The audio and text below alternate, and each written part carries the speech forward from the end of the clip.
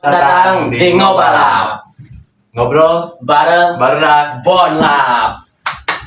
kita nih Duh Ya, Bonlap ada rezekinya lah Ya. kita buat setup yang lebih baru, Ya, lebih iya. fresh juga, Setup kan? yang baru, ya. Terus kita juga sekarang nih kayak kedatangan tamu spesial tuh. Siapa tuh? Kita tuh kan pengen tahu tentang gimana perjalanannya lah, Ah. perjalanan hidupnya segala Ya. macam gitu. Terus gimana sampai bisa ke titik yang bisa disebut ketua karta kelurahan gitu. Waduh, keren.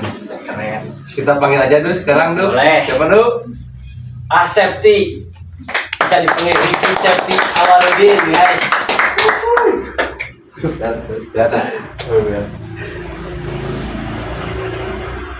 Kata Alhamdulillah. sehat.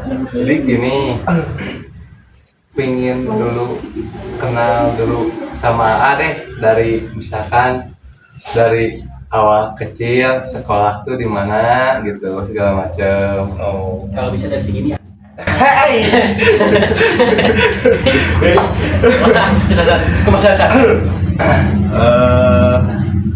Dari kecil mungkinnya saya hidup dari keluarga yang terbilang ya kalau dicukup-cukupkan gitu. Orang tua saya juga kerja di alhamdulillah kerja di dinas juga. Dari kakek saya juga latar belakangnya dari tentara juga. Terus yang dari ibu juga anggota kalau dulu di zaman penjajahan itu ada yang namanya partai sosial dulu. Nah mungkin kalau untuk riwayat hidup saya kecil emang gede di Cimahi di RW 6. Terus sekolah saya di Setia Mandiri dulu mah masih kene PR Supratman dulu. Sebelum merger sama 3 sekolah. Sekarang udah jadi Setia Mandiri. Terus saya SMP di SMP 2 Cimahi, lalu SMK di SMK Negeri 2 Cimahi, dulu jurusan multimedia. Kuliah mah Ayo. kuliah saya 2 kampus itu. 2 kampus sambil ngerokok enggak apa-apa. Kuliah saya dulu di Stikom Bandung, ambil jurusan jurnalistik dulu.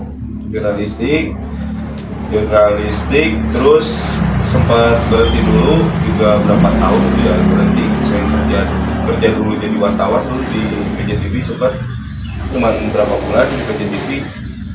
Lalu kuliah lagi di STKIP Pasundan, jurusan PJKR. Itu mungkin untuk riwayat saya dari kecil mah gitu.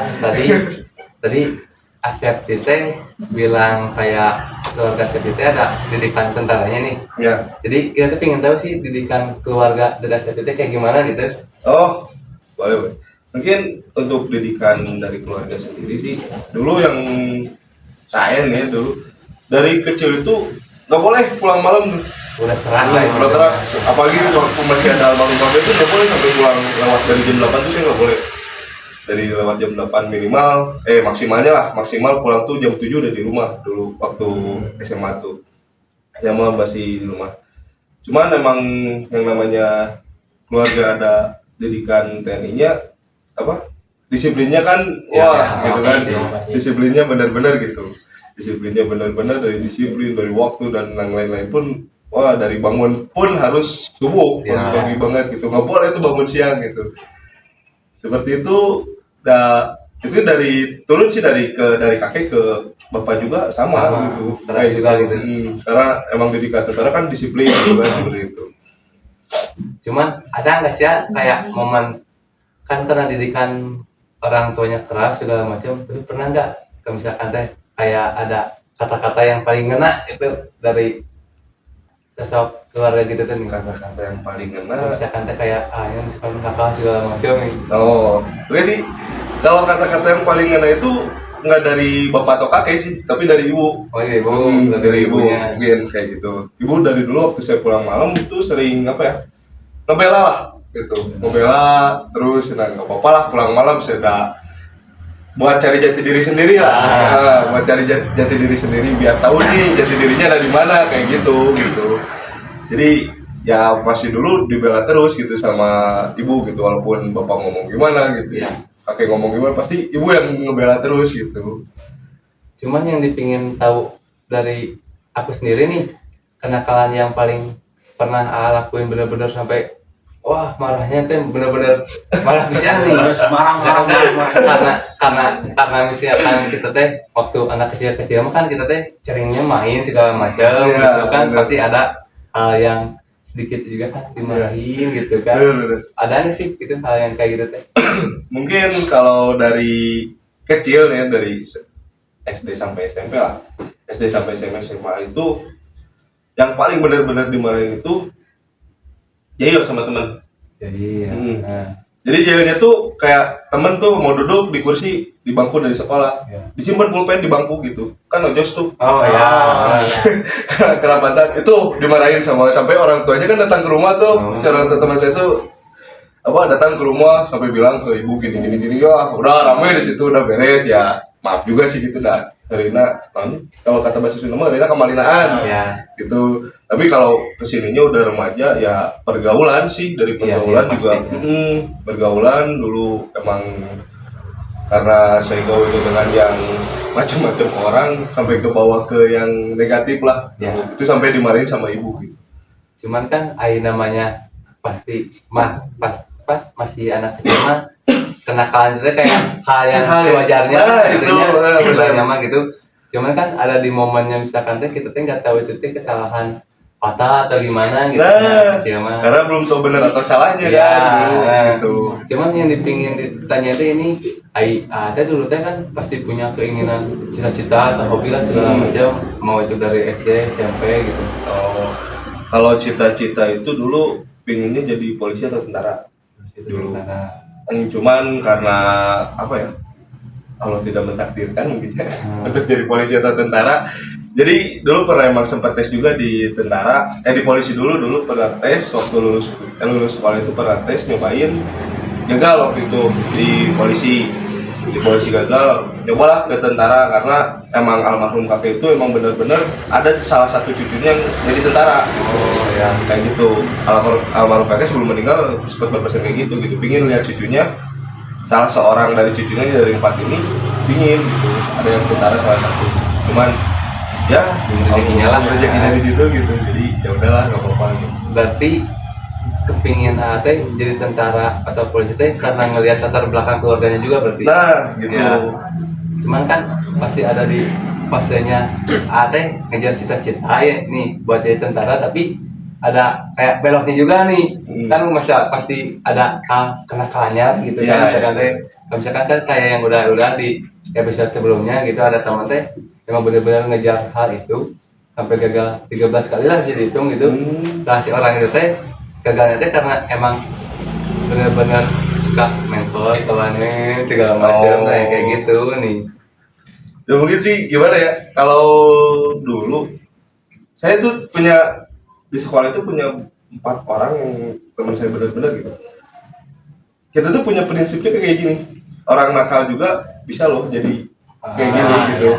Bisa jadi apa ya, sukses atau dan yang lain-lain lah gitu. Mungkin cuman belum dikasih rezekinya di situ ya udahlah nggak apa-apa gitu, kita cari di rezeki yang lain gitu kayak gitu. Cuma kalau emang belok kayak gitu sih sering dari zaman sekolah aja udah sering apa ya, bolos sekolah kayak gitu.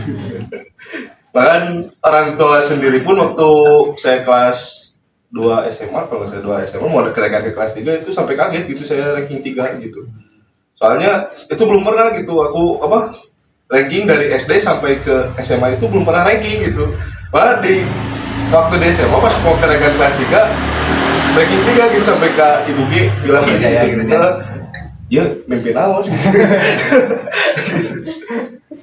gitu sih. Jadi terlalu banyak menyimpangnya sih dulu gitu karena gawain gawainnya sama yang kayak gitu. Balik lagi ke cita-citaan nih, saat misalkan kayak pingin bener-bener jadi tentara segala macam. Hal yang pertama dirasain deh gitu pas gak lolos teh gimana sih gitu? Hal yang dirasain pas gak lolos, merenung sendiri, depresi segala macam gitu. Enggak sih kalau sampai depresi, cuman karena apa ya, kalau genok darah tuh jadi ada genok karena emang cita-cita seperti itu gitu, cita-cita pengen jadi tentara atau polisi, jadi abdi negara. Terus keinginan kakek pun sama gitu kan di Iya. situ, karena aku sendiri lebih dekat sama kakek gitu dari dulu, dari kecil lebih dekat sama kakek karena sering diantar jemput dari itu sama kakek, sampai latihan poli ke Bandung aja diantar kakek gitu. Kayak gitu, itu ya pas ketika ada pengumuman nggak lolos, ya udah sih gendok aja gitu. Soalnya pertama aku tuh di daftar jadi polisi tentara tuh karena keinginan kakek kan, tapi dari orang tua, dari ibu dan bapak pun nggak ngizinin gitu buat itu gitu daftar polisi atau tentara gitu. Jadi ya udah karena kakek yang mau, ya udah cobain aja gitu. Tapi pas AA misalkan teh kayak ngedaftar segala macam terus nggak lolos segala macam, tapi ada kepikiran buat benar-benar nyoba kedua kalinya nggak itu teh gitu? Nah, waktu itu sih untuk nyoba kedua kalinya nggak sih mungkin, karena gimana ya? Jadi waktu itu masih mikirnya nggak bakal ada kesempatan kedua kayak gitu kan. Jadi yaudah mungkin nggak rezekinya di sini, cari lagi rezeki yang lain gitu. Kayak gitu sih. Tadi kan Ate ngebahas voli nih, pengen tahu lah gitu kan. Voli juga dikenalin sama apa? Kakek ya? Kakek sendiri kan? Bapak, Oh, kalau bapak. Voli sama bapak. Terus pas awalan Ate bisa kenal voli, terus pasti pernah kayak misalkan voli teh ada kayak klubnya juga sih? Ada. Waktu kecil-kecilan? Oh, ada ya. Bisa diceritain nggak gitu? Bisa biar jadi pengalaman. Siap. Kalau di voli dulu tuh kan pernah waktu SD tuh saya ikut di SSB bola sebelum bola dulu. Sepak bola dulu teh. Dari sepak bola pernah tuh cedera parah waktu itu teh. Waktu itu cedera parah ankle sih. Nah, terus karena nggak terlalu minat juga gitu di sepak bola, karena dulu kan bapak pemain sepak bola juga gitu kan. Terus dia pemain sepak bola, poli digarap semua. Yang olahraga lah gitu. Nah, udah gitu masukinlah ke klub voli itu dulu di Alko Bandung. Dulu di latihannya dulu masih di Saparua sama Pajajaran. Dulu tuh latihannya masih di situ.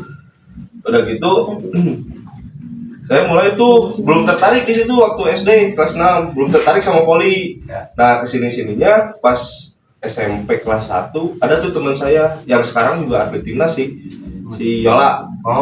Yola Yuliana. Ya. Itu kan saya satu klub tuh sama dia.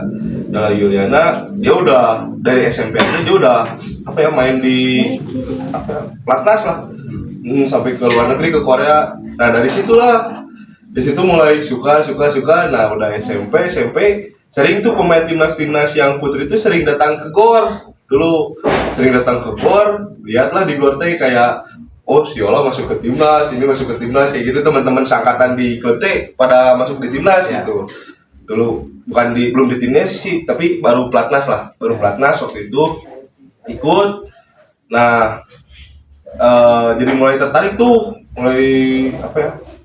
ditekuni voli itu, mulai ditekuni dari mulai kelas 2 SMP lah. Dari 2 SMP. Semangatnya lah. Nah, itu dari kelas 2 SMP tuh udah mulai ngerintis lah di voli. Terus begitu SMA kan saya pindah sekolah kan di SMK 2 tuh, dulu masih sekolah siang. Iya. Dulu sekolah siang nggak pernah latihan ke sana tuh, pindahlah klub ke Cimahi waktu itu.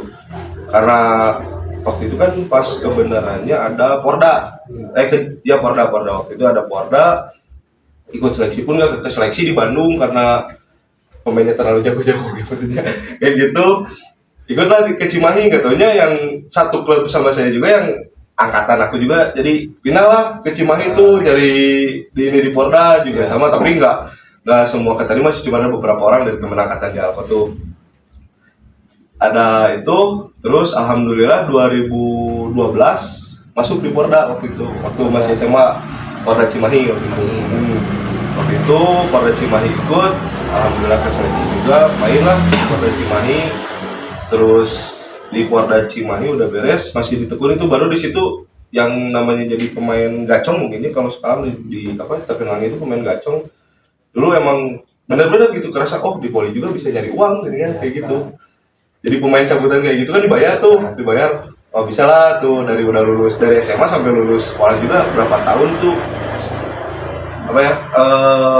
nyari uang di voli jadi pemain gacongan dulu. Nah 2014 dulu emang kena cedera yang kata dokter mah setahun tuh nggak boleh main voli gitu, setahun karena dislokasi bahu waktu itu waktu turnamen di Garut. Karena dislokasi bahu waktu itu sampai bahu geser ke belakang kan, terus geser ke belakang.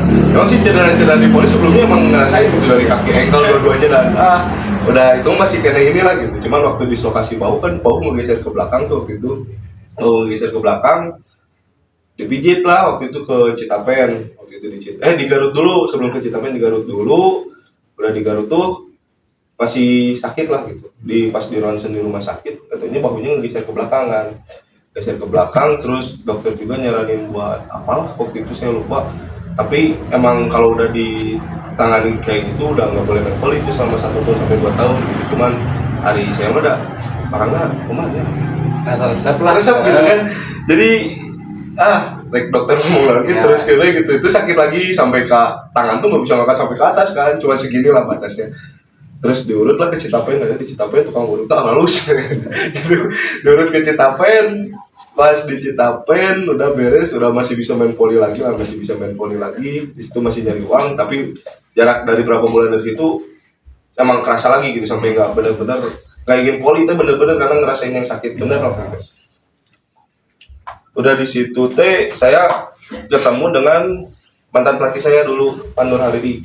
Dulu ketemu dengan mantan pelatih saya, dulu Pandur bilang gini, ya udah kalau misalnya kayak gitu mah, nggak dicobain tuh buat jadi pelatih waktu itu. Nah sebenarnya nggak sempat kepikiran sih buat jadi pelatih juga gitu, cuma karena emang seru jadi pemain gitu daripada pelatih gitu, seru jadi pemain gitu. Jadi pelatih lah waktu itu nyobain lah jadi pelatih 2014 itu ngelatih eskul di SMK 2. Ngelatih eskul voli waktu itu karena pemainnya masih acak-acakan lah, dulu pemainnya masih acak-acakan juga. Tapi saya juga minim pengalaman buat ngelatih gitu kan, cuman modal dari klub terus jadi pemain gitu, dapat tekniknya dari situ kan. Nggak ada ilmunya lah. Nggak ada ilmunya, masih kosong. Ya udahlah nyobain dari situ ngerintis. Alhamdulillah sih 2018 kemarin lisensi pelatih, lisensi daerah kemarin 2018 alhamdulillah. Terus 2023 kalau nggak salah 2023 sama 2022 alhamdulillah gue SMK 2 juara waktu itu. Juara 2 di Kopol itu kompetisi pelajar sekota Cimahi, juara 2. Terus yang waktu turnamen di Abioso di Dinsos itu alhamdulillah itu satu kota Cimahi juga, itu juara 1 itu alhamdulillah. Ya kan bilang selain pelatih kalau nggak salah Ate ngajar ya, jadi guru. Ya ngajar. Nah, kenapa bisa jadi guru gitu? Kan dari asalnya pengen jadi polisi sama tentara, tapi jadi guru gitu jadinya. Nah, kalau jadi guru itu gak disangka-sangka sih sebenarnya. Sebenarnya jadi karena gak ada kepikiran buat jadi guru gitu. Bahkan dari SMA pun gak mau gitu jadi guru. Karena di SMK 2 tuh saya waktu sekolah dari SMP sampai SMA juga. Terus gitu ngeharian guru gitu. Ya. Jangan sebaliknya. Jadi suka gitu ngejailin guru gitu. Guru lagi apa jual tiba-tiba kita tuh berdiri gitu. Jadi karena nggak mau jadi guru gitu, mungkin karma berarti. Gitu. Nah pas kuliah di STKIP sebenarnya juga kuliah di STKIP juga itu dari dorongan Pandur Haridi si mantan pelatih saya juga disuruh ke situ. Daftar sudah bapak ngadosenan dari STKIP, ini apa calon kata saya. Sebenarnya nggak ada cita-cita buat jadi guru gitu, cuman ketika udah jadi guru ya, ketika waktu itu teman sih yang ngajar sebelumnya di situ, ada teman saya di situ dia mau resign karena keterima jadi PNS, nawarin lah gitu, mau nggak jadi guru gini, gimana ya, karena bukan cita-cita teh akhirnya, jadi ya, asal gimana gitu ngomong gitu. Terus dari sebelumnya itu kan karena sibuk di komunitas pendaki gunung gitu, dari sibuk di komunitas pendaki gunung, jadi gimana ya kalau ngajar tuh jadi aktivis terikat atau gimana gitu kan. Tapi ya dicobain dulu lah, alhamdulillahnya teh ya kepala yayasannya juga mau lah gitu terima gitu buat jadi guru di situ gitu ngeganti teman saya itu. Cobain hari pertama ini harus saya ngajar dari anak-anak yang kelas 1 2 3 1 2 3 itu kan karena sekolah baru jadi waktu itu baru kelas 1 2 3 waktu itu ya. Kelas 2 sama 3 dulu. Kelas 1 sama 2. Ngajarnya SD SMP itu. SD. Oh, SD. SD. Wah, kan anak-anak SD teh anak kecil wah. Bajana gitu kan. Pindah baru naik ke kelas ke SD kan langsung wah bager nanti bener-bener gitu. Tapi alhamdulillah sih sekarang udah hampir mau 3 tahun udah di profesi itu gitu. Jadi gimana ya udah rezekinya di situ gitu kan. Kan tadi ada bilang jadi guru nih. Pas ada pernah hobi bener-bener ke voli, bener-bener serius ke voli. Saat pas jadi guru teh ada yang ngelupain hal itu nggak sih? Gitu. Pasti kan kalau misalkan habis waktu segala macam ada lah gitu kan. Pasti. Jadi gimana? Dulu tuh sebelum jadi guru itu kan saya pernah dulu kerja juga di stasiun TV sih, stasiun TV swasta. Ada gitu sempat nganggur juga sih, sempat nganggur terus kerja juga di IO, di event-event gitu. Nah, ketika jadi guru emang waktu itu lagi senang-senangnya di dunia pendaki gitu. Dari dunia pendakian.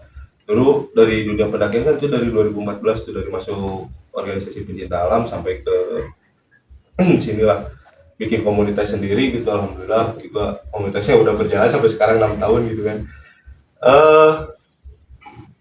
Buat ngelupain sih enggak gitu, tapi kalau untuk buat have fun lah meluangkan waktu di situ pasti ada gitu karena sekarang udah tahu gitu mana yang harus diprioritasin gitu. Harus diprioritasin. Dulu waktu itu emang benar-benar jadi apa ya?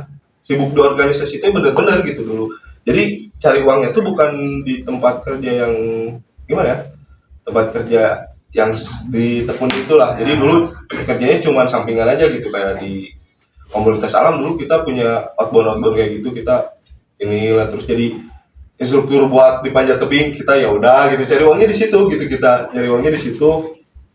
Cuman ketika pas jadi guru ya udahlah kayak kelupain mah enggak cuman jarang aja gitu ikut-ikut mereka gitu kayak gitu. Tapi kalau di polisi sampai sekarang masih gitu kalau jadi pelatih gitu. Jadi itu udah jadi kerjaan sampingan lah gitu part time kayak gitu sih kalau di poli mah. Cuman gini ya, ada kan sebagai guru sekarang nih kalau misalkan ada di titik sekarang lah misalkan teh harus suruh jadi pemain lagi segala macam main dikit segala macam masih mau nggak itu teh? Sebenarnya kalau keinginan besar ya. Kalau keinginan besar main di klub masih mau sebenarnya.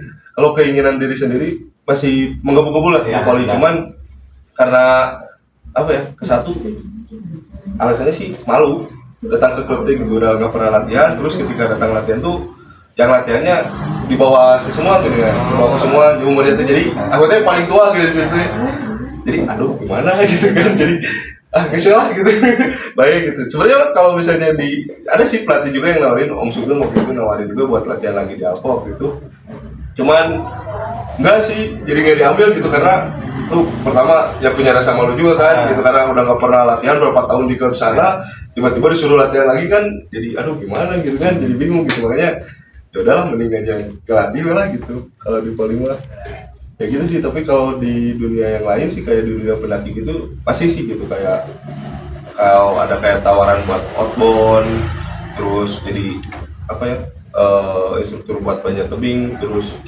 ke apa namanya tuh jadi porter pendakian pun masih ada yang nawarin gitu cuman karena terbatas waktunya jadi guru deh gitu karena terbatas waktu jadi guru ya jadi bingung gitu dunia. Berarti ada bisa dibilang orang yang benar-benar bisa kemana aja lah gitunya bisa ngikut kemana aja gitu cuman yang jadi penasaran teh awal mula bisa suka naik gunung teh gimana gitu? Kalau awal mula kan banyak orang yang mikirnya naik gunung kan banyak orang yang mikirnya naik gunung jangan sih capek segala macam gitunya naik turun karena awal mula naik gunung mah dari bapak sih bapak kan kebetulan di apa itu teh namanya teh yang pencinta alam pertama di Indonesia teh terus jangan lupa itulah itulah pokoknya ganti teritor ya ada pencinta alam pertama di Indonesia itu nah bapak kan di situ tuh mana ikutan juga sih dulu Di tahun 95 bapak ikutan di sana, terus mulai itu dari umur 7 tahun apa 8 tahun ya? 8 tahun lah, 8 tahun itu diajak waktu itu pertama kali itu ke Sukawana ke hiking Sukawana ke Bonteng kayak gitu. Sampai ke Tangkuban Perahu jalan ke Tangkuban Perahu dari Curug Til. Kalau sekarang CIC lah, terus tembus ke sana sampai ke Tangkuban Perahu dulu diajak sama bapak sampai ke Tangkuban Perahu. Nah tuh di situ mulai belum seneng lah buat kalah. Mungkin bapak juga ya mungkin kalau dari dulu mungkin pingin nurunin hobinya berarti kayak gitu. Dulu sama adik berdua pas mulai suka sama dunia pendakian tuh waktu diajakin ke Burangrang sama temen sih. Waktu itu sama temen diajakin pertama ke Burangrang SMP atau sama kelas 2 kalau usah kelas 2 waktu itu ke Burangrang diajakin ke sana berdua, cuman kalau bahasa sekarang mah apa ya, tektokan. Jadi naik turun lagi kayak gitu, hiking doang. Turun, gini kan di puncak gunung teh bagus gitu ya, udah teh kayak gitu. Dari situ lah mulai seneng naik gunung, terus nyobain tuh ngecamp berempat sampai kita tuh nyasar di Sukawana juga. Waktu itu nyasar di Sukawana sampai ketemu dengan rombongan geng motor yang lagi ospek barunya sampai ke donatnya benar-benar sieun gitu. ditatar gitu. Bener, wah di situ udah bener ya kan, kaget juga gitu kan, kita masih sekolah terus bawa anak SMP juga gitu kan, cuman berempat ke sana, yang SMA cuman berdua. Terus ada geng motor lagi ospek gitu kan, jadi bingung juga gitu kan, aduh gimana gitu kan. Jadi di situ mulai di situ kata bapak ya udah wes senang gunungan mas, wes sana ikut lah ke sana. Ikut tuh ke dulu teh ke ya pecinta alam itu yang bapak itu ikutan ke situ. Dulu sempat udah lulus tuh dari, kan itu tesnya seperti apa ya, kayak tentara lah, kayak tes berenang, tes lari, push up fisik yang kayak gitu tuh ada tesnya gitu. Terus tes dari materi juga kan, aduh bingung juga gitu kan. Pas ketika mau pendidikan dasar tuh, kalau di apa ya, di pecinta alam itu bukan sebetulnya bukan ospek sih, pendidikan dasar. Pas pendidikan dasar itu waktunya sebulan di hutan, bingung tuh. Aduh sebulan di hutan gimana gitu kan, pramuka udah beberapa hari lah, ini mah sebulan gitu kan, gak lah di situ teh ngurungin niat buat ikutan. Cuman dari rumah tuh berangkat, tapi cuman dari situ belok ke rumah temen, nginep di rumah temen aja hampir seminggu. Dulu nginep di rumah temen hampir seminggu tuh, terus pulang terus ditanya bapak kan, nah terus balik deh cina, terus lolos gitu, dia menyerah kata-kata kan gitu, menyerah. Kenapa ke menyerah? Palingnya ditanya ngumpul sampai supaya acan siapa kayak gitu tuh. Jadi kan Tapi dengan pertanyaan bener kan ada pertanyaan itu. Paling ditanya ngumpul sampai supaya acan. Paling ditanya gitu sudah. Aduh kan jadi bagi apa ya, makin mentalnya makin turun lah gitu. Dari situ udah gitu teh, udahlah. Terus teh ketemu teman bapak waktu ke Eger ketemu teman bapak. Namanya Wabongkeng, itu terkenal juga sih dunia alam gitu, di dunia pendakian itu terkenal pisan Wabongkeng itu. Ketemulah temannya bapak si Wabongkeng itu, bilang lah waktu di Eger tuh dia lagi ngopi lah di Eger yang di Jalan Sunda tuh, di Jalan Sunda lagi ngopi, ketemu. Oh iya sih budak teh nu ketemu miluan teh, miluan cenah, itu kabur. Jadi kepanggilnya tadinya gitu. Padahal geus disumputkeun gitu selama 1 tahun gitu. Selama 1 tahun itu disumputkan, aduh kepanggil ya udah baik lah gitu. Terus ada temen ngajakin ke organisasinya, ikutan di organisasi itu di Renguna waktu itu ikutan. Alhamdulillah di situ di ospek lagi juga sama, itu selama 1 minggu sih di hutan, di Wanayasa sama 1 minggu. Alhamdulillah bertahan di situ gitu, dari yang asalnya 15 orang sampai berapa orang ya, berarti 7-an dari 15 orang deh. Seminggu di hutannya benar-benar survive gitu. Cari makan sendiri gitu. Cari makan sendiri sampai kenang-kenangan mah gigi nggak ada satu. Itu terus dari situ mulai naik gunung teh pertama ke Cikuray dulu. Waktu pertama ke Cikuray itu waktu apa ya, habis dites itu kan ada teori tentang mountaineering, terus kita ke Cikuray. Nah dari situ Cikuray jarak berapa bulan waktu itu dia ajakin senior tuh, waktu itu dia ajakin senior ke Semeru baru ya kalau ya dihitung-hitung baru ke gunung tuh baru 2 kali lah, ke Burangrang pertama terus ke Cikuray, langsung dia ajakin ke Semeru waktu itu sama senior. Ke Semeru itu waktu itu berenam nggak punya apa-apa gitu, nggak pegang uang nggak apa gitu, terus milu masih modal nekat sana, tapi bingungnya terbawa uang mah gitu, sampai ngejual HP lah apalah gitu kan, dijual ya udah jual dapatlah 900 ribu waktu itu 900 ribu, terus bilang lah ke bapak, Pak mau naik ke Semeru ini, oh ya sok sana naik, jauh-jauh di Bekalanda kan, Bekalanda di Bekalanda 500 ribu waktu itu, cukup lah ya yang di sana mah gitu, naik kereta sampai Semeru gitu, alhamdulillah tuh sampai puncak tertinggi Jawa gitu, waktu itu sampai puncaknya gitu, itu di 17 Agustus tahun 2015, itu 2015, pas 17-an, jadi waktu itu kita Agustusan di ngibarin bendera Indonesia tuh di puncak gunung gitu, wah benar-benar terharunya di situ gitu, sampai benar-benar nangis bener gitu kan, puncak tertinggi Jawa gitu kan, puncak tertinggi Jawa, terus ngibarin bendera Indonesia, wah benar-benar gitu, nangisnya tuh benar-benar gitu, udah mah perjalanan yang jauh, terus ngebela-belain itu sampai ngejual apa ya, ngejual HP waktu itu, sampai ngejual HP dan yang lain-lain juga. Terus ke sana udah mau naik ke puncak kena gejala hipotermia lagi kan, terus sampai senior aja gimana mau naik gak, masih inget kata pengelola, sampai mau naik gak, duh mau bingung tiris dia gitu kan, tapi hayang naik ke puncak gitu, sampai dia maksain lah itu sampai ditemenin dari apa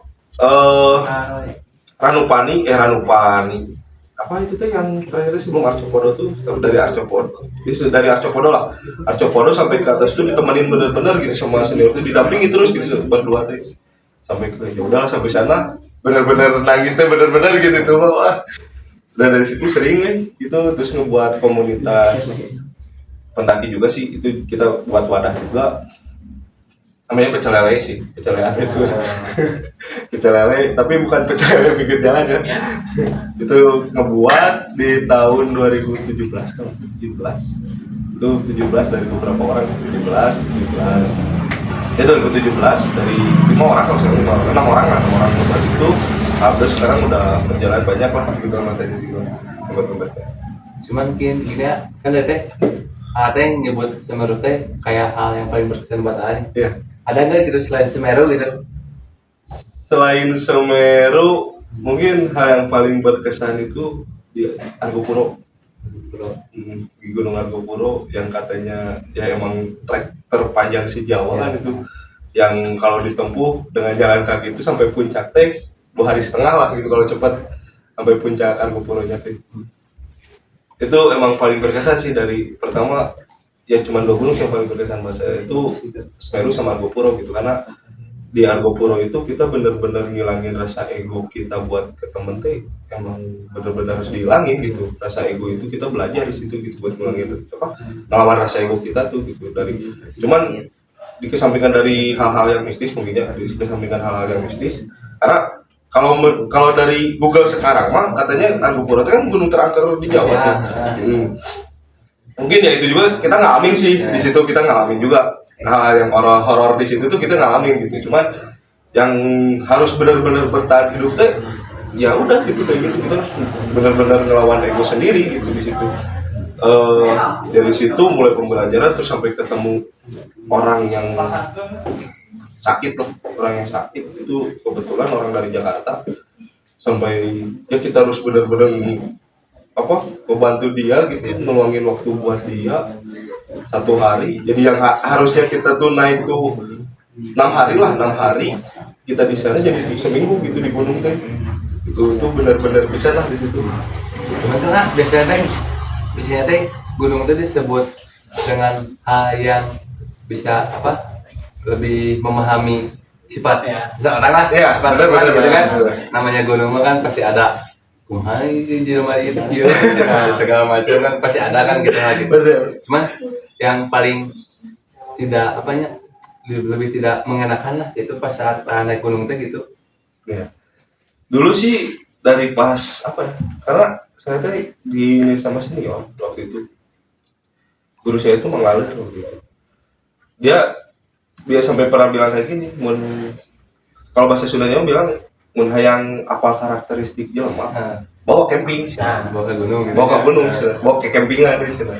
Apa dirinya karakteristik juga kumaha gitu kayak gitu. Dulu kayak gitu, sempat 2016 2017 kalau ketemu teman baru tuh, orang camping kan gitu. Ya kapal teh gitu kita tahu saya orang tuh kayak gimana gitu. Gue sempat kayak gitu sih, tapi kalau emang disebutin bener buat ngebaca karakter orang itu emang bener sih kalau dibawa kemat kayak gitu. Jadi rasa egonya tuh bener-bener gitu gak ada kan. Cuman pernah nemu orang yang kayak gitu Sering yang kesel gitu Sering. yakin mau jelema teh gitu sering bisa. mungkin aya jelema anu pelit dahareun segala macam Kayak gitu, itu sering bisa kayak gitu nemu di gunung kan, yang namanya di gunung kan emang harus bertahan hidup sebenarnya kayak gitu. Tapi ada gitu yang orang itu kayak tong dikeluarkan ya mah jangan sorangan gitu kayak gitu. Ada ya kayak gitu, sering nemu ya kayak gitu. Banyak. cuman ini lagi cerita gunung juga nih. Paling terjauh naik gunung teh gunung apa sih? Paling terjauh Semeru. Semeru itu Semeru. Tapi waktu itu pernah sih mau ke Tambora. Udah sampai sih di base campnya, cuman pulang lagi gitu karena teman sakit. Teman sakit, kita jadilah karena nggak harus juga kan ninggalin temen di ini enak gitu. juga. Kayak gitu. Paling jauh sih saya sendiri ke Semeru sih paling jauh. Mungkin kalau jarak mungkin Tambora, cuman untuk ke puncak gunungnya kita belum sih. Ya. Gitu. Cuman pasti ada buat orang-orang yang buat suka naik gunung segala macam, pasti ada satu gunung yang diinginin banget gitu, naik puncak segala macam. Kalau yang paling diinginin sih dari Gunung Rinjani sih. Gunung Rinjani itu emang apa ya, harapan setiap pendaki itu pengen ke sana gitu. Cuman tapi dari Rinjani itu ada yang pengen didaki juga Puncak Jaya sih, yang di Papua itu. Cuman karena belum ada rezekinya buat ke sana juga gitu, ke Rinjani belum ada gitu. Dulu saya sampai mikir gini, 2019 sempat mau berangkat ke Rinjani tuh. Karena emang yang diinginkan kan naik gunung ke Rinjani itu dulu. Sampai bilang ke teman juga sih, kalau udah naik ke Rinjani naik pensiun lah, naik gunung gitu. Begitu. Dulu pernah sempat bilang kayak gitu ke teman, asli. Dulu temen-temen ngajakin lah, karena dia juga bilang kayak gitu, sarwa rek gitu guys. Nah, pas mau pergi ke sana, udah pesan tiket, kebetulan langsung COVID kan waktu itu. Jadi pas kita udah mau berangkat hamil berapa ya, 27 hari, karena kita sebulannya udah pesan tiket juga, takut kepake oke kan uangnya gitu. Waktu itu udah pesan tiket juga, tapi bukan tiket pesawat sih, tiket ya travel kayak gitu. Sebenarnya nggak ada daki bisa, sebenarnya cuman di sananya, jadi kita udah janjian juga sih sama temen yang di sana gitu. Cuman, bingung pas udah COVID. Terusnya ke mana? Itu sih. Cuman gini ya, kan pasti ada kayak penonton lah yang pengen naik gunung segala macam. Saran dari AA buat sebagai jadi apa? Orang yang pengen puncak segala macam gitu, pemula istilahnya gitu. Kalau buat pemula sih, yang pertama itu sering tuh karena apa ya, banyak yang sering buang sampah kan di gunung. Banyak yang buang sampah di gunung. Kurangilah buat buang sampah di gunung itu, karena apa ya, alam juga bisa menilai kita gitu. Apa yang kita lakukan ke alam juga akan sebaliknya melakukan seperti itu ke kita gitu. Kayak gitu. Terus sering ada yang menebang pohon sembarangan tuh, yang buat suluh kayak gitu kan. Itu sebenarnya kan nggak boleh gitu kan. Itu takutnya yang pertama itu jadi kebakaran di hutannya atau gimana kan gitu. Terus ngerusak alam juga. Terus kalau di dunia pendaki itu punya 3 pedoman sih sebenarnya, yang jangan membuang apapun, jangan menebang apapun selain waktu, jangan meninggalkan apapun selain jejak kaki. Terus itu lagi apa? Loh, jangan lupa satu lagi itu apa ya? Itu ada sih 3 pedoman itu gitu buat dunia pendaki itu gitu. Cuman ya kan gimana ya bilangnya kan pasti ada momen-momennya kalau misalkan teh bahwa yang pemula segala macam mulutnya segala Iya. macam meninggalnya aku IT memiliki yang ngilu segala macam masih paling semangatnya gitu pas kada naik tinggal kan pasti kan kayak pengalaman hal gitu kan Ada. Kalau yang kayak gitu sih cara nanggapinnya lah gitu sabar sih. Sabar.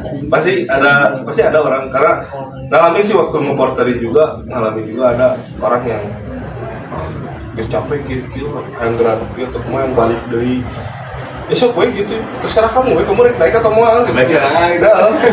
itu sih, ada ditinggalin mah, karena kalau yang ditinggalin itu kasihan sih, soalnya saya dulu pernah berantem sama orang Bekasi tuh waktu di Cikuran, berantem sama orang Bekasi karena ditinggalin sama temennya, gitu, karena ditinggalin, kebenarannya nanti kita turun dari pos 3 tuh, turun ketemulah sama si cewek itu, cewek lagi yang ditinggalin nanti sendiri di trek. Itu nggak ada yang turun lagi soalnya kita udah terakhir turun gitu, itu ditinggalin sendiri waktu itu sampai berantem di sana. Cuman ya kalau balik ke sana yang kayak orang yang rewel yang kayak gitu ada sih, soalnya pengalaman juga emang sering lah ketemu sama yang kayak gitu juga, kayak pengen pulang kayak gitu, udahlah dari besok mau naik atau turun, mau naik ayo ditemenin, kalau udah turun juga ayo ditemenin naik sih. Tapi di situ sih dikasih harapan lagi lah buat naik gitu kayak gitu. Terus pengalaman juga teman bawa, ada Rian namanya teman. Rian itu berat badannya berapa ya? Hampir 1 kintal lebih lah. Ya. Tapi dia pingin banget gitu naik gunung gitu, pingin banget naik gunung. Waktu itu kita naik ke Burangrang. Yang estimasinya 3-4 jam sampai ke puncak. Kita berapa jam ya? 6 jam lebih lah, 7 jam, 8 jam kita naik. Tapi dengan sahabatnya kita nemenin Rian dari bawah sampai akhir gitu. Jadi kita langsung di tengah-tengah itu di pos 2 apa 3 ya? Pos belum keempat lah. 3 udah jalan ke 3. Itu kita langsung bagi tim. Yang naik duluan, yang pasang tenda, yang 2 lagi nemenin Rian gitu. Sampai 6 jam, 7 jam itu baru langkah berapa langkah lah jalan, udah berhenti. Kalau udah berhenti karena emang beban tubuh kan, berat tubuh gitu. Itu udah pernah nggak bawa apa-apa gitu. Tapi dengan sabar dan ya, kita percaya teman bisa nyampe juga. lebih ke niatnya sih ya. Soalnya kan kalau misalkan buat waktu terbuang segala macam mah yang penting niat kita teh terwujudnya bener-bener. Nah itu bener. Terus balik lagi ke masalah sekolah gitu ya. Kayak itu nama nanti ada lagi kan artinya. Balik lagi ke masalah sekolah. IA itu kan pasti misalkan dia SMP, SMK gitu kan pasti kelihatannya kan lebih aktif lah ke bidang olahraga segala macam gitu. Cuman pernah nggak gitu kayak misalkan ikut ke organisasi sekolahan segala macam gitu. Kalau buat ikut organisasi sekolah belum pernah sih, dari SD sampai SMA pun. Koasis mungkin ya. Koasis itu belum pernah karena dulu tuh paling udah mau paling anti masuk Koasis. Bukan anti sih, cuman gak suka aja gitu sama orang-orang yang di OSISnya gitu. Jadi kan kalau dulu mah di SMA tuh kan sering ada ragi handphone tuh. Nah hari OSISnya tuh benar gitu kan, segitu gitu. Jadi dari situ sih kesannya mah gitu. Cuman kalau dari organisasi sekolahnya mah kita nggak pernah ikut sih, saya nggak pernah ikut ke organisasi sekolahnya. Mungkin kalau di eskulnya dia ikut gitu. Di eskulnya. Cuman kalau untuk untuk OSISnya nggak pernah ikut karena emang apa ya? Gak suka aja gitu sama. Gak ada minat juga gitu. Gak ada minat, terus gak suka juga sih di organisasi. Dulu emang kalau di organisasi waktu zaman sekolah tuh belum suka lah. Cuman suka-suka organisasi itu waktu masuk di Karang Taruna, waktu SMA. Waktu di SMA masuk Karang Taruna itu udah mulai suka di organisasi itu karena pertama senang ada ada kegiatan-kegiatan gitu kan. Terus yang keduanya faktor cinlok kan dulu. Faktor cinlok jadi rasa gue gitu karena harus semangat gitu kayak gitu sih. Gitu. Nah kan Ateh bilang soal kata, berarti kata Teh organisasi pertama yang diikuti gitu selain gunung gitu ya. Cuman kan pasti namanya Karang Taruna pasti di daerahnya dulu kan. Iya betul. Nah kan karena Ateh berarti Karang Taruna Ateh angkatan berapa gitu ya? Udah hitung lama gitu ya? Kalau lama sih saya masuk Karang Taruna itu berarti 2011 2011 mungkin kalau disebutkan lama ya belum terlalu lama juga sih gitu karena kalau ngacu ke yang lain udah pasti ada yang udah lama juga kan Ya. cuman kalau aku sendiri mah 2011 nya baru masuk Karang Taruna gitu waktu itu masuk ke Karang Taruna RW dulu kan Ya.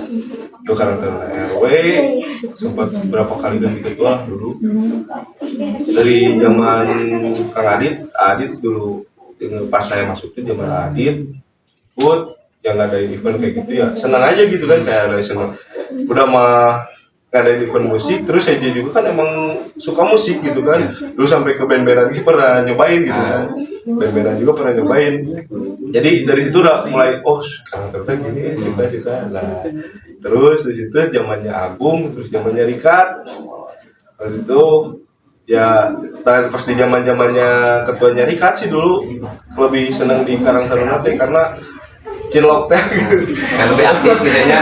Jadi karena kamu gabit di Karang Taruna ya, jadi kudu ngumpul gitu.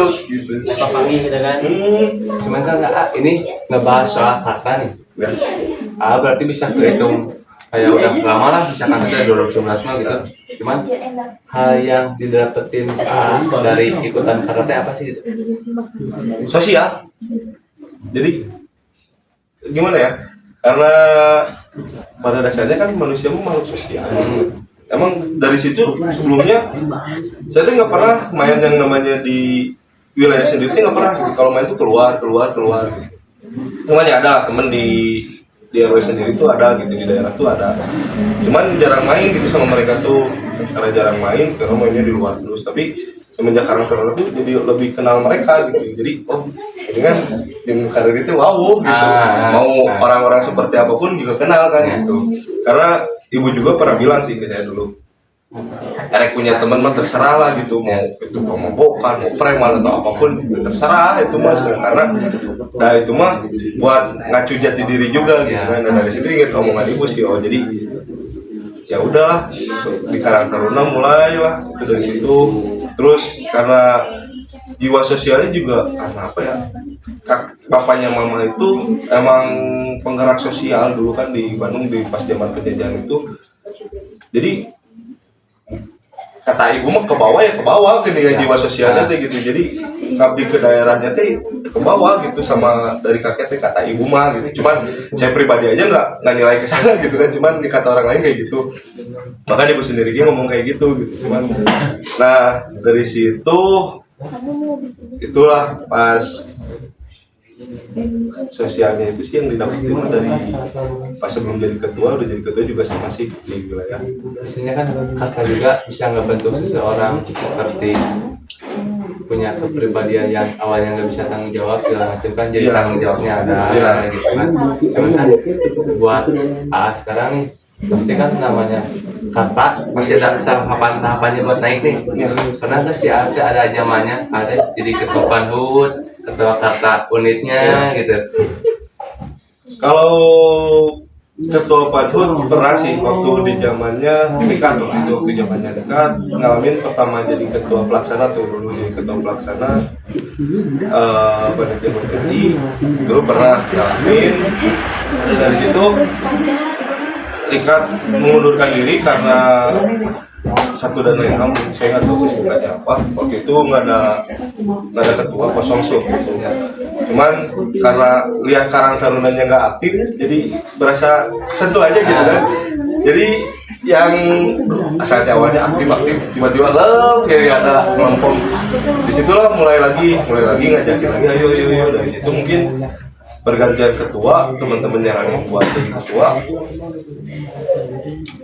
alhamdulillah gitu ya saya emang nggak jadi masalah sih kalau percaya gitu kan cuman untuk basic di Karang Taruna belum punya apa-apa gitu kan waktu itu belum punya apa-apa cuman karena modal kepercayaan dari teman ya udahlah gitu supaya Karang Tarunanya aktif lagi atau gimana gitu kan ketuanya Karang Tarunanya aktif nah waktu itu ngeganti dulu ketua Dika, tapi masih jadi kalau istilahnya sekarang PJ mungkin ya PJ waktu itu belum tahu sih zaman namanya PJ atau gimana gitu kan tahu jawabnya cuma pingin ngegerakin aja gitu kan dari situ langsunglah pemilihan ketua waktu itu yang ngeberaniin diri buat nyalonin juga gitu, ngeberaniin diri buat nyalonin waktu itu, ngeberaniin diri buat nyalonin, kepilih lah jadi ketua, kepilih jadi ketua itu masih menjabat masa jabatannya masih 3 tahun. Alhamdulillahnya karena kepercayaan teman dan warga juga gitu, 3 periode dijalani gitu. 9 tahun jadi ketua Karang Taruna. Ya kata orang mah apa ya, background orang gitu jadi ketua aja gitu. Kata Karang Taruna ada bawa duit aja kayak gitu kan, bawa duit aja naon karena sosial ya gitu, karena emang harus membaur, terus karena emang antusias warganya juga kalau ada kegiatan event atau apapun antusiasnya besar gitu. Jadi dari situ tuh kepancing nih gini gitu. Kesenangan teh nggak bisa diukir dari uang gitu Nah kan. itu betul banget, betul. Jadi kan pas kata nih ada nggak saat jadi ketua kata unitnya gitu yang paling gagal nih, misalkan teh ada kehilangan teman-teman yang ininya sekerabatnya lah segala macam kan, pasti ada momen, apalagi kan tiga periode mah gitu kan, pasti ada momennya kayak gitu. Untuk yang paling gagal sih waktu itu pernah ngalamin itu, kalau saya bodoh sih gitu kan, cuman itu gara-gara cewek sih di Karang Taruna. Berarti emang bodoh. Benar, tapi Oh berarti kata dia dulu ya. benceng bodoh emang bodoh gitu kan, gara-gara awewe gitu pas ya. Itu benar-benar yang namanya berantem sama teman gitu, itu pas bukan masa jabatan saya sih sebenarnya. Cuman saya punya teman masa kecil, waktu itu punya teman masa kecil. Dia juga suka sama pacar sendiri gitu. Dia suka, dari situ sih gara-gara cewek ya udahlah berantem sampai pas lagi rapat diusir sama yang punya rumah gitu kan. Bisa keluar mah di luar tong dia ngerakeun sampai kayak gitu kan. Jadi itu hal-hal bodoh sampai ke pas Agustus ini jadi tepatannya gitu. Tepatannya gitu nggak ngobrol atau gimana kan, canggung gitu kan, sampai saya nggak ikutan di HUT RI gitu, padahal ketua pelaksananya saya gitu kan, jadi ngelepas tanggung jawab sendiri gitu. Tapi ya udahlah saya nge-backup di belakang aja gitu, apapun ya udah gerak, cuman untuk kedepannya kalau ada dia nggak mau gitu dulu, cuman ya alhamdulillah udah selesaikan juga sih masalah itu hal paling bodoh lah bencek saya mah gitu di Karang Taruna, paling gagal tapi segitu tuh resep punya resep teh eta gitu. Salina di dia. Berarti kata teh kayak bahan juga pencari jodoh oke sebenarnya. Ayah sih biro jodoh gitu. Lain ayah emang ayah. Berarti lain kata Ternyata lain dia unggul, jadi kabeh karta ieu namanya ayah tiga nama gitu. Cuman gini ya, balik lagi ke masalah kata pas zaman jadi ketua kata unit lah saya sebut, keinginan yang benar-benar udah planning terus terwujud, apa sih hal itu teh gitu? Waktu itu pingin punya event besar, cita-cita. Karena emang dulu waktu itu seneng membuat event gitu kan. Saya pribadi jujur sih kalau untuk membuat event tuh paling senang gitu ya, apalagi dari awalnya aja udah geraknya ke sponsor gitu-gini, capeknya jadi rasa kayak gitu. Nah, dulu punya cita-cita pengen ngadain event besar, cuman karena dari SDM kita ini juga bukan mau ini sih, cuman waktu itu banyak yang kurang gerak lah ya. Dulu yang gerak tuh cuman itu aja ya. Mau itu aja gitu, cuman saya gitu kan, aku unggul mah kumaha gitu kan. Gitu. Sampai saya bilang ke teman-teman saya juga, mau cekin aku gimana sih sebenarnya? Orang mau mending kira capek otot tiba-tiba capek otak kayak gitu, karena lebih capek kerja otak gitu daripada otot mah gitu. Otak mah masih kena ya istirahat lah gitu, otak istirahat anggap bekerja gitu kan. Gitu. Ya dari situ bikin lah punya event besar. Kebetulan waktu itu dari RW 16, senior dari RW 16 ngajakin lah, waktu itu kita bikin Cimahi Berkreasi 1, alhamdulillah itu sukses. Jadi walaupun ikut andil cuma berapa persen, tapi itu udah jadi pencapaian tersendiri sih ya, karena emang bikin kegiatan yang besar juga gitu. Mau Cimahi Berkreasi 1, alhamdulillah waktu itu ngegerakin juga, terus sampai sempat kita kolaborasi juga sih antara RW 6 sama 16 waktu itu, sampai punya apa ya, kalau Iwa sendiri lah. Waktu itu kita bikin corner solidarity juga dari RW 16 sama 6, kita kerja terus bikin Cimahi Berkreasi 2 waktu itu Cimahi Berkreasi 2. Cuman itu waktu itu di situ emang bener emosional keluar semua tuh bener-bener gitu karena waktu itu kita bukannya mengejeleki satu pihak sih, cuman yang dari kerja itu dari cuman dari kita gitu. Waktu itu emang bener-bener ngerasa emosional gitu. Terus belum campur tangan dari tokoh masyarakat di situ, tokoh masyarakat di situ pingin gini. Itu padahal udah nyerahin ke kita semua. Terus ketika udah kita atur pas hari H dirubah tuh, dirubah bener-bener udah capek sampai saya berantem sama bapaknya teman saya gitu kan. Wah udah diriungin gini-gini, udah capek udah sampai kasih rundown, udah nih rundown gitu kan, bawa sendiri kerjain sendiri terus saya kemana, mau balik baru dak gitu kan sampai kayak gitu. Itu udah bener-bener emosi itu udah keluar semua gitu karena emang udah yang capek di awal emang banyak kan gitu. Cuman beberapa orang gitu, jadi cuman yang paling saya gak suka itu ketika kita udah beres acara sampai banyak yang bilang kurangin acara kayak gini. Nah itu gitu, jadi dia tuh tidak tahu kontribusi dia di mana tapi menyombongkan dirinya sendiri gitu. Si paling kerjaan Tahu sendiri itu kata ketua, jadi ketua kata unit 06 berarti udahlah gitu istilahnya Bang. Terus gimana caranya teh ada bisa jadi tahapan selanjutnya teh jadi ketua kata kelurahan gitu? Gimana ya kalau untuk jadi ketua kata kelurahan? Awalnya sih nggak aktif sih saya di kelurahan gitu. Dulu aktif di kelurahan itu waktu COVID. Ikutan kan ya? Yang waktu bagi-bagi beras itu, enggak waktu bagi-bagi beras karena dulu itu apa ya? Karena ingat pepatah Indonesia. Kamu tuh udah ngasih apa buat negara ini? Gitu. Kayak gitu. Nah, pas dari situ emang posisinya emang karena sosial, sosialnya lebih, rasa sosialnya lebih ini. Jadi waktu itu kan berempat tuh dari RW 6 tuh berempat. Karena kita malah ada sosial gitu, dari bayar gitu, nggak sok gitu yang masyarakat kan gitu, karena naon gitu, nggak mikirin bayaran atau apa, yang penting sosialnya dulu lah. Nah, walaupun nggak diganti sama uang, kita diganti sama pahala kan. Nah udah dari situ kenal sama teman-teman dari Karang Taruna Kelurahan waktu itu pas tahun berapa ya kita tuh 2020 kenal lah sama teman-teman Karang Taruna Kelurahan yang dari ketuanya juga kenal zamannya Hamidah waktu itu masih PJ. Hamidah waktu itu masih saya kenal, terus dari situ udah mulai kenal sama anggota Karang Taruna Kelurahan. Terus pergantian ketua tuh waktu itu Magi dulu yang naik jadi ketua. Sering tuh ketemu sama Magi kan, sering ngobrol. Magi juga sering main ke RW 6 waktu itu,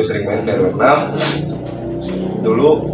Pada dari situ ngajakin lah buat masuk ke pengurusan Karang Taruna. Ngajakin buat masuk ke pengurusan Karang Taruna, cuma saya nolak. Aku nolak karena kalau aku ikut di sana yang di wilayah siapa gitu kan. Soalnya kalau nggak sama aku ya nggak akan gerak gitu terus gitu. Sebenarnya ada sih penggeraknya satu lagi, cuman karena posisinya sama kerja Petro kan jadi bingung gitu. Nah itu ngajakin sempat ditolak juga. Kasih lah waktu itu ke teman, itu ada teman di Adwina ke sana, cuman tidak satu visi atau gimana, temen mengundurkan diri jadi Karang Taruna Kelurahan. Terus cuman ya aku udah juga sih sama Bagi, kalau ada apa-apa juga aku siap nge-backup ya, jadi siap nge-backup gitu buat Magi gitu. Nah dari situ mungkin karena rasa percaya sama Magi gitu. Nah terus Magi karena musibah waktu itu sakit sampai amnesia hilang-hilangan, jadi dia tersendiri. Yang kita nggak ingat siapa-siapa tuh, temannya sendiri aja nggak ingat, apalagi ya orang tuanya juga nggak ingat gitu. Itu orang tuanya gitu, nggak ingat anggota keluarganya gitu. Magi kena musibah waktu itu, naiklah lagi Hamidah waktu itu jadi PJ. Jadi PJ, sering berjalannya waktu mungkinnya dengan sering aktifnya waktu itu di Karang Taruna Kelurahan. Waktu itu sering emang aktif banget lah di Karang Taruna Kelurahan, cuman belum jadi pengurus karena pengen ngebantuin Karang Taruna Kelurahan dulu, Terus sama Teh Hamida waktu itu dimasukin lah, diajakin buat ke pengurus Karang Taruna Kelurahan. Ikut beberapa kali kegiatan kita ikut juga waktu itu namanya e-sport. Alhamdulillah waktu itu dipercayakan ke saya buat ketua pelaksananya. Dari situ Bu Lurah waktu itu bilang, Bu Lurah pingin kenal dengan Karang Taruna karena waktu itu baru pergantian lurah, pingin ketemu sama Karang Tarunanya, waktu itu pingin ketemu sama Karang Tarunanya. Adalah di situ ketua kita Manggi waktu itu. Cuman waktu Manggi di sana, Manggi udah nggak bisa buat ngelanjutin masa jabatannya gitu karena masih dengan kondisinya kayak gitu, dia nggak sanggup gitu waktu itu. Cuman Manggi langsung ditanya tuh sama Bu Lurah malah gitu, terus ada orang yang dipercaya nggak buat di Karang Taruna yang buat pegang jabatannya siapa? Manggi bilang lah, ada Bu Cimol waktu itu. Cimol saya gitu kan, Septi sana. Cimol itu siapa? Septi sana. Ya udah, Septi gimana, mau nggak, kata Bu Lurah. Duh bingung kan gitu, soalnya posisinya baru beberapa setahun di pengurus Karang Taruna, baru ditunjuk buat jadi ketua gitu. Cuman nah terus dari situ ya bingung juga sih, jadi labil lah pikirannya, ambil jangan gitu kan. Kalau diambil belum tahu nih kedepannya mau dibawa gimana gitu kan Karang Tarunanya, tapi kalau jangan ntar gimana Karang Tarunanya gitu kan. Sedangkan Manggi udah percaya pisan gitu. Di situ kita ngumpul di rumah Teh Hamidah, ngumpul waktu itu. Terus teman-teman yang lain juga percayanya ke Septi gitu buat jadi ketua. Itu emang kalau beban berat sih ya gitu, karena belum pernah ngalamin di itu karena masih apa ya disebutin, masih stay kuku mungkin ya kalau di dunia kekarang tarunaan, masa kekarang tarunaannya. Tapi ya udahlah, coba aja dulu gitu kan, coba dulu ya mulai lagi lah. Kalau jadi bertahap lah gitu. Cuman karena sekarang punya masa jabatan 5 tahun, jadi punya awahan buat merangkak dulu lah gitu, kayak apa ya, kayak orang kayak manusia lah, dari kecil kan, dari bayi itu kan, dari mulai dia bisa merangkak terus sampai ke dia bisa berjalan gitu, kayak gitu sih. Ya udah, mau nggak mau ya jadi ketua gitu. Cuman di momen saat ikutan jadi kata kelurahan segala macam itu, ada nggak sih hal yang tugas yang belum diselesaikan gitu di daerahnya sendiri gitu? Ada. Kalau untuk di wilayah sendiri, itu teh aku sendiri belum bisa nyatuin semua RT gabung di Karang Taruna karena masih berkubu gitu. Jadi dulu masih ada kubu ini sama kubu ini, jadi belum sepenuhnya guyup gitu ya, karena ego masing-masing anggota jadi susah gitu. Cuman sempat beberapa kali kita nyatu, cuman ya karena masalah pasti ada wae gitu kan, dari pertemanan mah gitu. Dari situ mulai pecah lagi. Cuman kayak kalau di wilayah itu yang paling susah tuh dari RT 1 sama RT 3. Itu RT 1 RT 3 itu belum pernah ada Karang Tarunanya ikut ke Karang Taruna unitnya. Kalau disebutin kan pengen ada Karang Taruna itu harus ada dari RT-nya gitu, ya masing-masing RT ada gitu kan. Cuman kita dari RT 1 sampai RT 1 sama 3 nggak punya gitu. RT 1 sama RT 3 padahal pemuda-pemudinya ada. Cuman karena apa ya, stigma buruk ke Karang Taruna dari awalnya, yang dari atas-atasnya itu belum dihilangin gitu. Jadi pas aku jadi ketua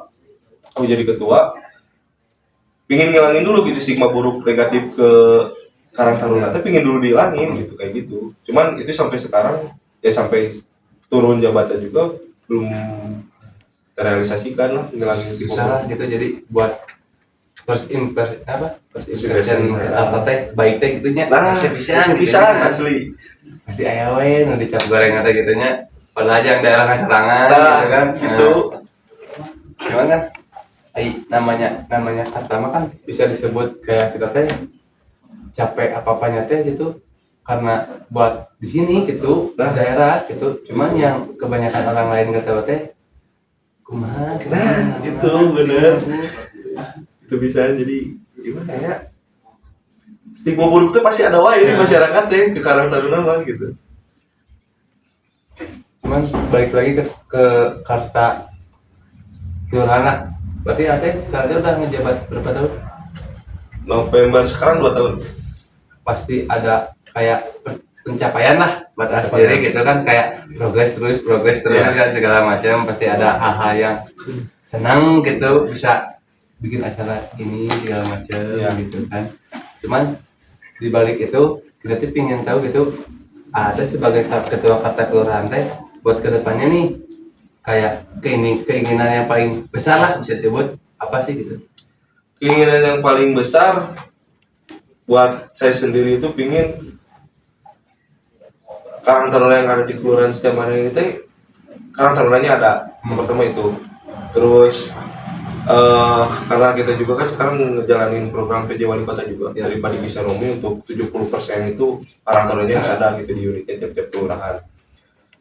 Itu terus guyubnya Karang Taruna Kelurahan sama Karang Taruna unit itu kita satu visi gitu ya. Itu yang jadi keinginan terbesar mah gitu. Jadi biar nggak ada ego masing-masing dari unit kayak gitu sih.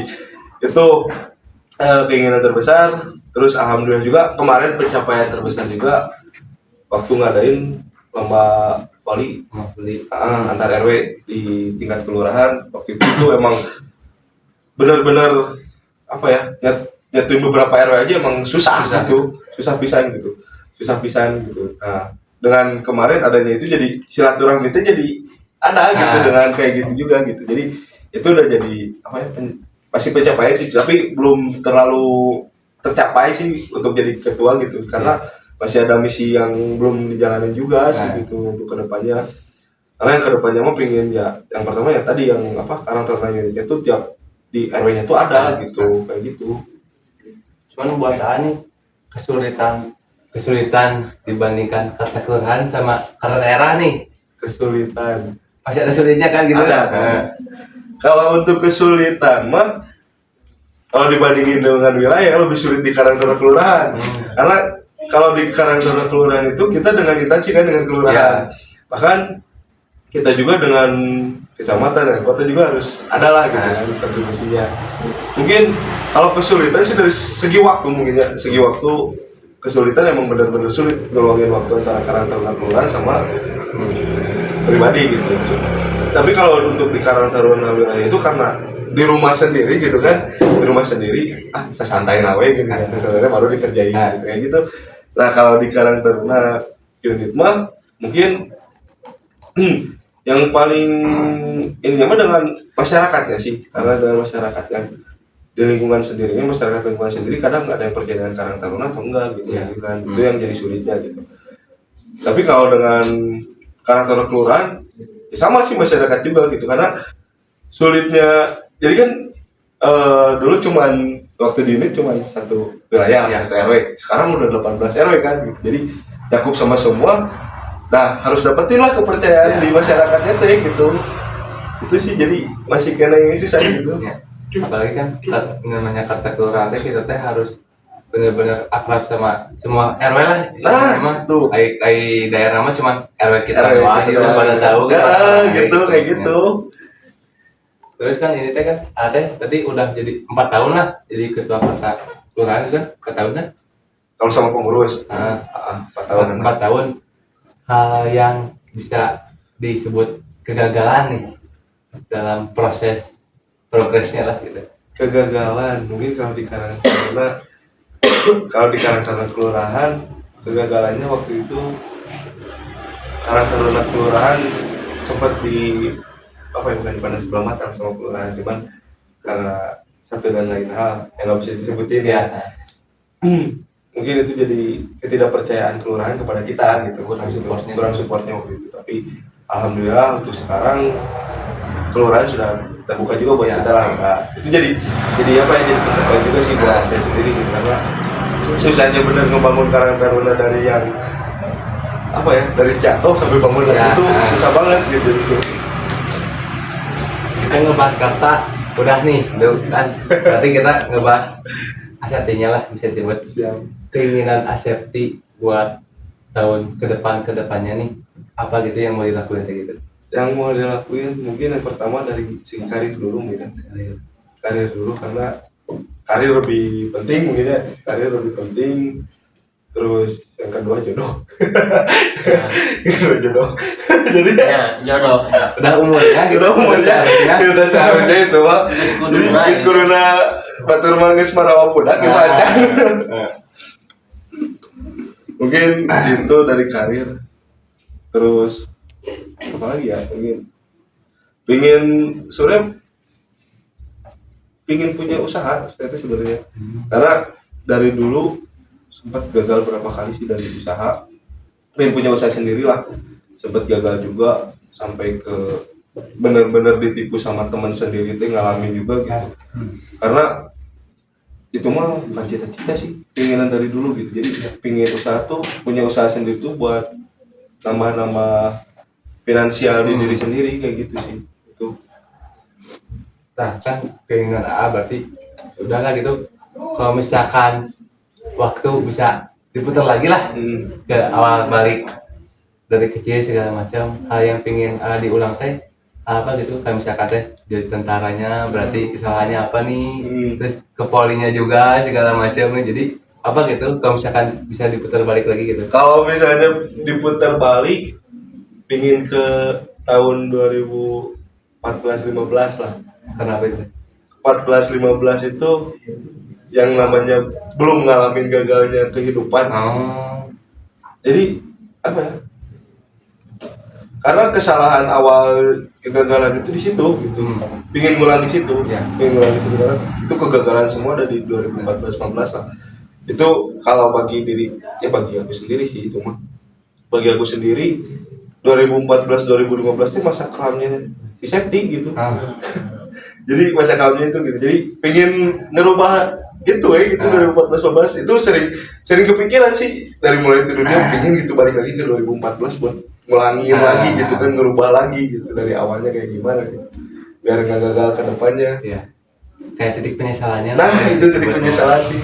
Cuman kan mungkin ada sebagian orang yang nonton segala macam ada di titik itu nih Ya. cara menanggapinya gitu gimana? Cara menanggapinya gimana ya, terus sedih. Jadi dulu emang Ngopi lah. dulu emang benar-benar ngalamin gagalnya hidup lah di situ teh. Dari permasalahan tuh mulai ada lah, dari sama permasalahan dengan keluarga, permasalahan dengan diri sendiri dan yang lain-lain pun itu ada di tahun itulah di 2014-2015. Mungkin pencapaian terburuk lah, pencapaian terburuk. Terus kuliah juga sampai gagal kan di situ, kuliah juga sampai gagal. Dulu gara-gara gunungan yang nonton Persib. Pergaulan bisa. Persibta, jadi kieu Persibta. Jadi dulu tuh di kampus sempet nonton apa ya, gabung dengan Viking kampus dulu tuh. Jadi temen teh ngasut wae gini kan sampai ke sakirana Persib mau kuliah mah tinggal kuliah sudah. Tapi kayak gitu sampai ke pas masuk kelas sama dosennya dicoret absensi teh panjang beret cenah. Gitu. Itu benar-benar ngalamin, cuman ya permasalahan pasti ada terus sih tiap orang gitu. Tiap orang pasti punya masalah, cuman gimana kita nanggepinnya aja gitu. Apakah masalah itu pasti terus-terusan akan dibawa berlarut-larut atau mau diselesain sekarang juga gitu. Cuman kalau aku sendiri waktu itu di tahun 2014-15 itu masalah tuh terus dipikirkan sampai berlarut-larut sampai ke 2015 masih di bawah-bawah gitu. Nggak diselesain secara itu gitu. Tapi karena zaman segitu tuh waktu umur berapa ya itu ya? 19-20an lah, 20 tahun, 19-20 tahun. Ngalamin lah masa bener-bener apa ya? Kehidupan menimpa pisan teh gini kan. Bener-bener itu sampai bingung kan zaman-zaman segitu mah pikirannya masih labil masih labil. Ya nggak tahu harus kayak gimana gitu sampai ke ya ini mah cerita diri sendiri aja sih, sampai pernah dulu kabur dari rumah juga kan dulu cuman buat nyelesain masalah itu gitu. Terus diajakin teman masuk ke pesantren waktu itu di Tasik, inget kene teman ngajakin ayo orang masuk ke pesantren wis cenah yang bener di rumah cenah.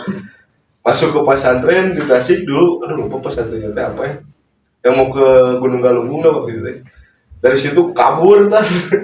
Kabur dari pesantren, dibawa pulang ke DT ke teman dan ketemu teman di jalan. Ketemu teman di jalan lagi habis pulang liburan sama keluarganya, ketemu kenalan sih. Wih, kabur tuh pesantren gitu. Dulu sampai kayak gitu. Kamu di TV mah juga kan ya? Pesantren rock and roll bener sih. Karena mau udah sebut ke pesantren gitu. Nah itu kayak gitu, ngalamin itu juga, cuman ya emang belum tahu cara nyelesainnya masalah kayak gimana gitu. Tapi untuk pesan buat semua yang nonton, kalau ketika kita punya masalah, kita harus cari solusinya kayak gimana ya. Cari solusinya kayak gimana, jangan sampai masalahnya itu terbawa terus menerus gitu. Karena kalau terbawa terus menerus, langkah kita ke depannya juga pasti terhambat ya. Kayak gitu. Ya kan biasanya namanya permasalahan di setiap kehidupan lah. Itu teh kan karena emang kita teh lagi titik awal kita buat jadi lebih kuat lah, lebih bersyukur segala macam gitu kan. Saya kan namanya permasalahan mah kita teh dikasih sama yang di atas teh karena kita bisa ngejalaninnya gitu, bisa ngelakuin hal itu gitu. Kita kan berarti Asep itu udah dibilang udah pernah ada di titik terendahnya gitu. Iya. Cuman tadi Asep kayak bilang soal jodoh nih. Jadi pengen tahu soal cintaannya. Percintaan mah gimana ya? Ya gitulah pokoknya mah, percintaan sampai ke pernah gagal nikah sakit asli ya mah. Itu berapa bulan lagi mau nikah gagal gitu. Gagalnya ya karena itulah berarti itu teh percintaan teh sama hanya kayak termasuk pas di tahun 2015-2014 atau sudahnya? Gagal nikah tuh di 2017, cuman dari 2014-2015 pas kegagalan itu teh dia ada gitu, masih ada gitu. Soalnya waktu itu nemenin. Waktu itu pacaran tuh dari dari 2000 berapa ya? 2013 akhir lah dulu pacaran tuh. Lulus sekolah pacaran lah sama dia. Pacaran 2013, 14, 15. Nah, dia masih inilah gitu, masih ngedampingin buat ini gitu.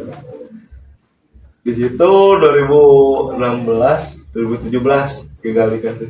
2017 awal lah. 2016 udah persiapan itu. Bulan Maret mau nikah, nggak jadi.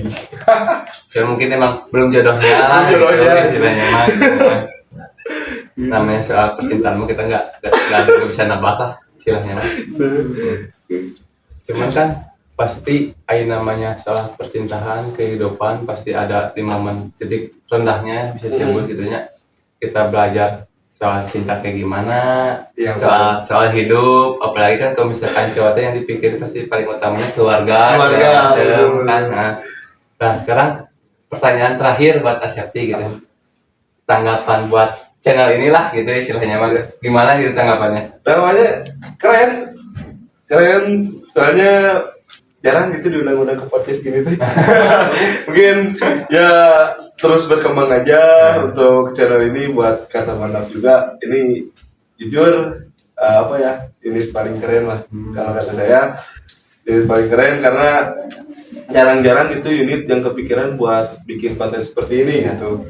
Ini bagus, inspirasi juga buat karakter-karakter lain juga, mungkin buat mengedukasi atau menginspirasi penonton yang ada gitu kan, viewers yang ada. Ini ya bagus lah, keren, ditingkatkan lagi ke depannya gitu.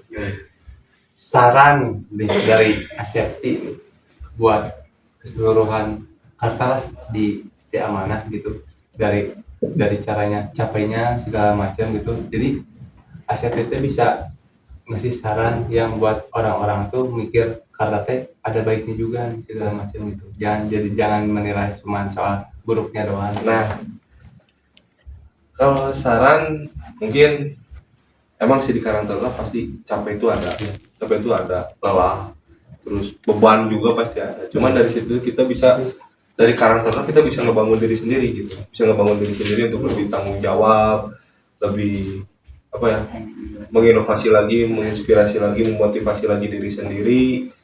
Jadi jangan tadi balik lagi ke buruh, sebenarnya untuk karakter itu nggak apa ya, nggak ada uangnya mungkin kalau di segi itu nggak akan ternilai juga uangnya. Cuman kalau untuk dari segi pahala itu pasti kita punya apa yang kita tuangkan, apa yang kita ya tuai ke dalam Karang Taruna, pasti itu juga ada timbal baliknya ke kita gitu. Baik itu dari pandangan baik dari orang, terus mungkin yang diberi sama Tuhan dari pahala yang kayak gitu kan, itu pasti dilimpahkan juga. Karena saya memegang teguh kata-kata dari presiden itu berapa ya, itu saya lupa, Soeharto apa siapa ya, saya lupa, masih lupa. Itu dia pernah bilang gini kan, yang kata-katanya apa yang kamu telah kasih ke negara gitu. Nah, Negara apa yang udah kasih ke kamu apa yang udah kasih ke negara gitu, kayak gitu. Cuman untuk di Karang Taruna itu, nah di situ kita punya, karena tadi balik lagi manusia itu punya sifat sosial di dirinya sendiri, punya sifat sosial. Itu sosialnya itu yang kita bisa tuangkan ke Karang Taruna gitu. Walaupun itu apa ya, tidak menjadi uang buat kita, tapi itu bisa menjadi pahala buat kita, kayak gitu. Itu mungkin soalnya kan buat kata sendiri nih, kita tuh ngelakuin capek segala macam, tapi kan kebanyakan orang tuh ngomplainnya juga gak enak segala macam gini-gini, padahal sendirinya juga diem gitu segala kumaha gitu. Jadi buat ngomplain hal itu teh kayak udah seharusnya gitu kan. Iya, betul seharusnya betul. Jadi buat kata-kata semuanya lah gitu, jangan menilai sisi buruknya segala macam gitu. Karena kita juga baiknya di Karta juga bukan buat orang lain gitu, buat diri sendiri. Buat diri sendiri juga gitu. Udah panjang nih ceritanya tuh. Ya, Enggak, aku mah jadi action figure di sini mah. Diem weh. Enggak tahu mau ngomong apa tuh dah. Udah dari masa kecilnya segala macam gitu kan. Cuman pingin nanya ini, apa bintang tamu yang pingin lihat di sini itu siapa? Siapa ya? Yang bisa share ilmunya, pengalamannya gitu. Mungkin kalau di Karang Taruna ya, untuk Karang Taruna Sekota Cimahi saya punya sosok sih Bang Irwan. Itu dia ketua Karang Taruna kelurahan. Dia tapi di kelurahan Karang Taruna itu menjadi apa ya, soalnya lebih ke saya juga lebih apa ya, lebih dewasa lah dari ketua-ketua yang lain juga. Terus kalau di Karang Taruna itu situs ada Hamidah juga mungkin yang membawa saya buat kesini. Tapi yang paling ini siapa ya? Ya, tanpa Asep disadari, kami di sini sudah mengundang Kang Yanwar ya. Ya. Mau sana negara Mekar. Itu tapi yang bikin mah Om Jack. Wah. Om Jack. Jadi Om ini Om dari Jakarta. Om Jack. Om. Ingin Om ada di kursi ini Om. Bisa apa ini Om? Ya. Semoga lah dia bisa duduk di sini juga, Ya, dia bisa sini Om. share ilmu segala macam pengalaman. Soalnya dari kita sendiri juga ingin gitu kan, cuman belum ada kesempatannya juga gitu kan. Karena bagi Om Jack tuh bagi saya di mana inspirasi pisan gitu. Soalnya dari dulu tuh emang dengar gitu, dari zaman dari ketua Karang Taruna itu dengar Om Jack gitu, yang sampai yang gambar ini pun katanya inovasinya dari Om Jack ya, kayak gitu. Terus dari ngedorong Karang Taruna aja dari ini, itu benar-benar gitu. Jadi pengen bisa juga, makanya dari dulu tuh pengen kenal sama Om Jack gitu. Baru sekarang kenalnya tuh gitu. Soalnya dikit dari kata kita sendiri juga, Om itu udah sebagai jadi panutan buat kata lah istilahnya. Jadi kayak udah gurunya lah. Ya, kita belajar dari segala macam lah kayak gitu, misalkan kayak mural segala macam, dekor segala macam dari Om gitu. Ini semoga aja bisa duduk di sini gitu kan. Ya, harus bisa gitu loh. Harus Om Jack gitu. Ini mah permintaan ketua kata kelurahan. Langsung dari pusat ini mau. Harus bisa, benar itu Om Jack. Om Jack pikir Om Jack. Semoga lah ya. Semoga di sini nanti Om Jack. Siap. Paling segitu lah buat ini kali ini ya. Siap. Makasih pisan buat ilmunya, siap buat pengalamannya. sudah diundang ke sini. Terima kasih pisan. Jangan lupa di apa, Du? Like, Comment, and subscribe. Mantap.